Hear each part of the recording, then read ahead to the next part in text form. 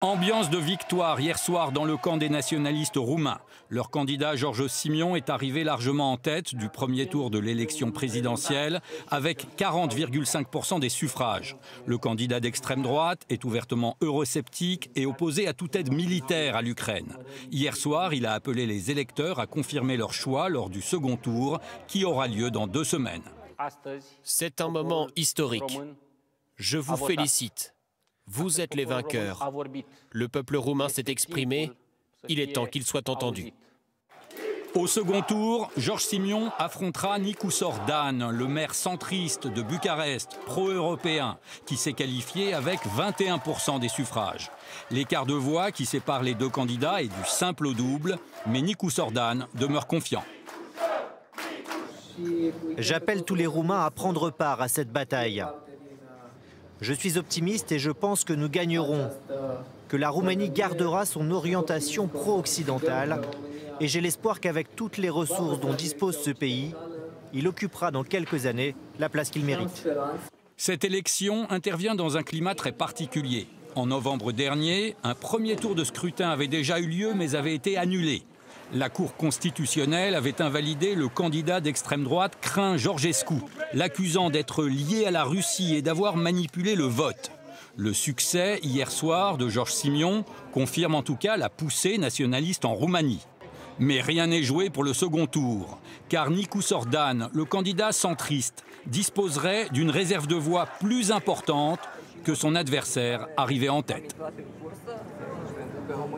Et pour en parler, Ben Barnier, vous êtes resté avec moi en plateau et nous sommes en direct avec Patrick Martin-Genier. Bonjour, merci d'être avec nous cet après-midi sur France Info. Vous êtes enseignant à Sciences Po, spécialiste des questions européennes et internationales et auteur de ce livre « L'Europe a-t-elle un avenir ?»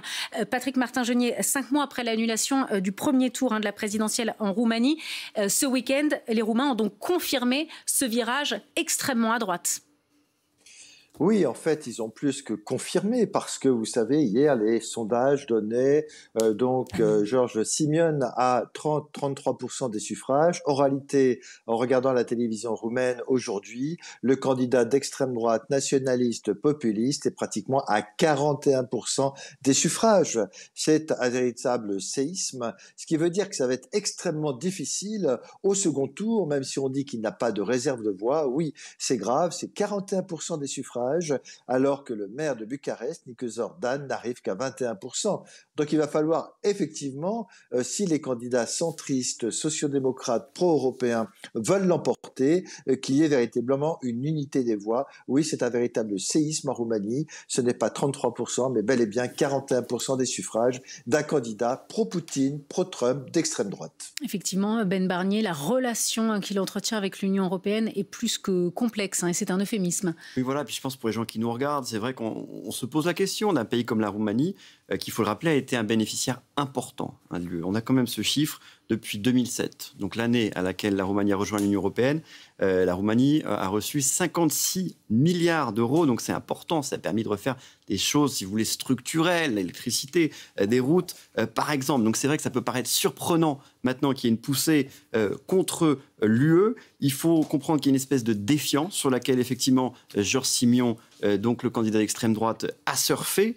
Il faut aussi savoir, effectivement, et c'est important de le rappeler, on l'a entendu un petit peu plus tôt dans le sujet, qu'il y avait cette question de l'ingérence russe et de cette influence russe dans les élections. Alors effectivement, qui était flagrante en novembre, qui n'a pas été flagrante ici, mais qui vient effectivement instiller ces sentiments anti-européens. On le voit en Roumanie, mais on le voit aussi en France.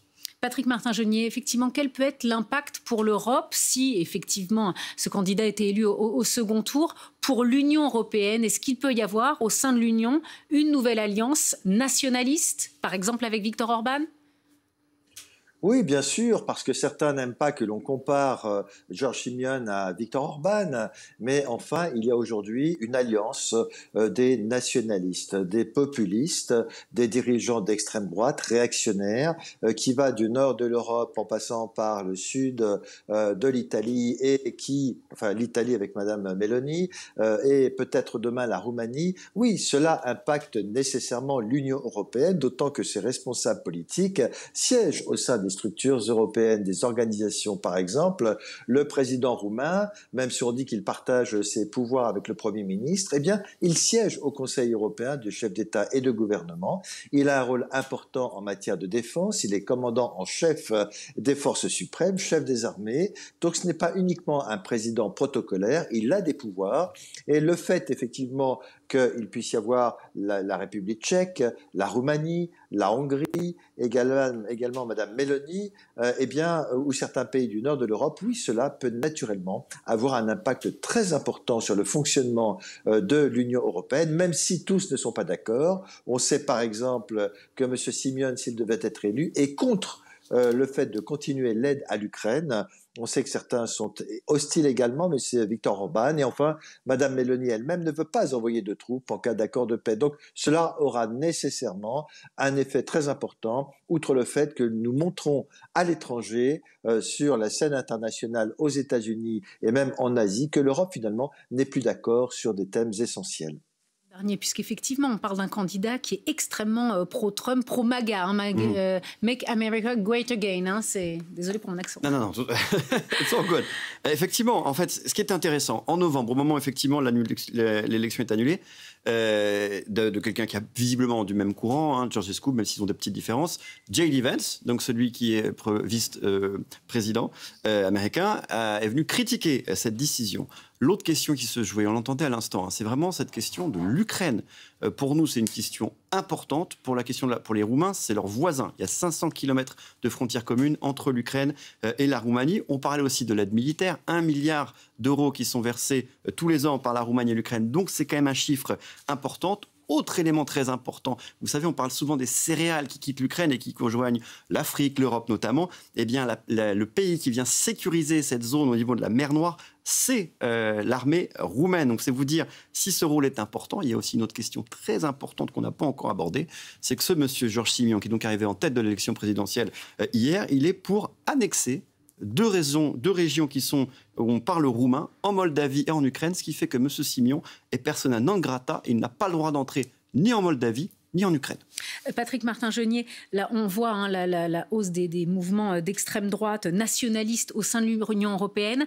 Quels pourraient être les prochains pays concernés où il pourrait y avoir en tout cas des résultats effectivement avec un parti nationaliste ou d'extrême droite au second tour avec de tels résultats? Eh bien, on attend plusieurs élections en Bulgarie également l'année prochaine. Je sais que certains pro-européens bulgares sont très inquiets. On a une chaîne là de pays qui se forment, de pays nationalistes et populistes, effectivement, qui grimpent dans les sondages. Pourquoi? À cause du thème de l'immigration. Cette immigration, avec d'ailleurs l'appui des États-Unis qui se mêle de ce qui se passe en Europe.